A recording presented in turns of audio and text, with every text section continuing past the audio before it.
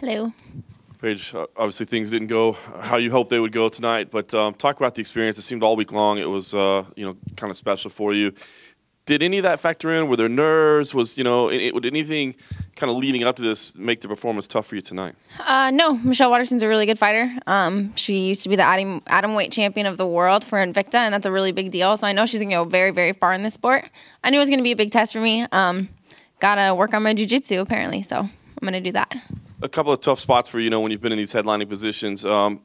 Does it feel? I mean, because we've always wondered, did you get rushed into this position? I mean, you're so young in your career and kind of forced to the spotlight. Has it feel like you've been rushed a little bit? And do you want to take maybe a step back to develop and work on those things? No, I was meant for the spotlight, and I'm going to continue to be in the spotlight, and I will be back, and I'm going to have the belt one day. I'm 22 years old. I have a long time, so I have the best team in the world, and it's finally like really come together as a perfect gym for me. So I'll be back.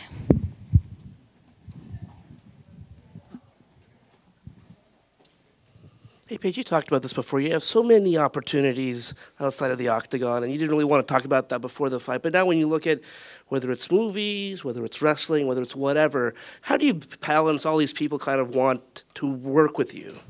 I have the best team in the world. Everything's been a perfect balance. I got caught tonight. It happens. I'm not blaming any other outside factors, no matter what went on.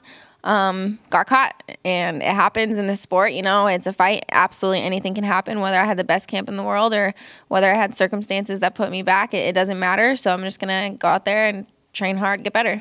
But not that you would blame this loss on that, but where do you see yourself going from here? I mean, are you committed to just doing this, or is there a chance we could see you doing some other stuff as well? Yeah, I feel my opportunities are endless. I'm definitely going to be fighting for the UFC for a long time. I'm very young, no injuries, so I'm going to get back into it. But of course, if other things come up, I'm going to pursue those as well. I have a lot of passions in the world, and I'm not going to limit myself to just one thing. And finally, you touched on that. How hard is that to do kind of both? Like if you want to do a movie for a couple of months or whatever, then come back to this. Is that a hard thing to do? You've done it before, though. No, I've never filmed a movie before. Well, not with the stars. I mean. No, obviously I took a break from Dancing with the Stars and I came back and I knocked somebody out. So I'm very good at balancing my outside factors. I have the best team in the world. I'm very smart. I could have done anything I wanted to, and I chose to fight.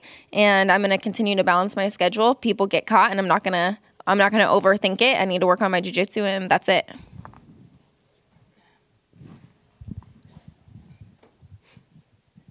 Paige, obviously tonight didn't go how you wanted, but is there a silver lining for you with having 3 of your teammates come out with wins tonight?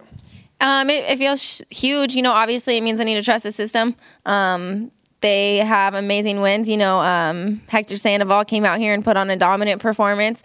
Josh Emmett, another superstar in the rise, and Uriah Faber went out with a bang with his last fight. So I have the strongest team in the world, and I know that. So it's really exciting. I'm proud of my teammates. We had David Mitchell just got a big win overseas for us tonight as well. So yeah, I'll cry later. I'm just happy that I'm here. Any thoughts on Uriah's final fight?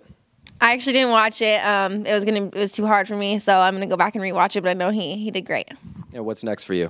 What's next? Opportunities are endless. I have a lot of big things working outside of fighting, so I'm gonna pursue those for a little while. I definitely need a vacation, so I'm planning that right now, and then straight back to work, back in the gym, getting ready for my next fight.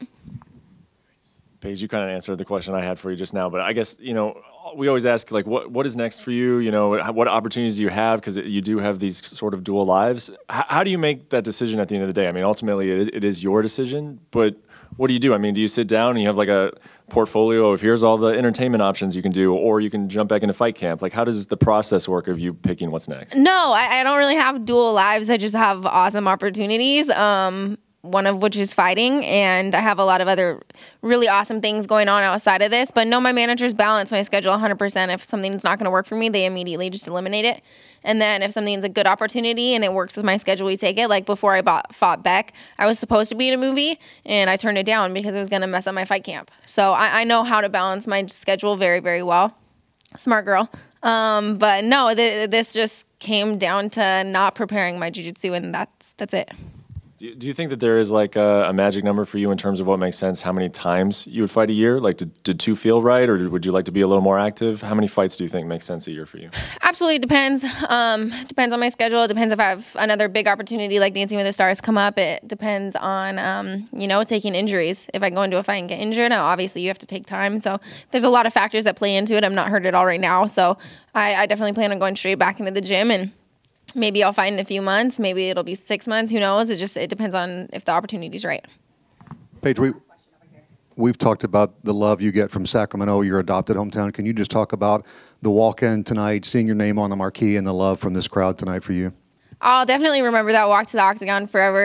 Regardless of what happened tonight, I was the main event in Sacramento. At 22 years old, this is my second main event. It felt really good, and just to have Sacramento, I felt the love tonight, and I just feel so proud and honored that I got to fight for them.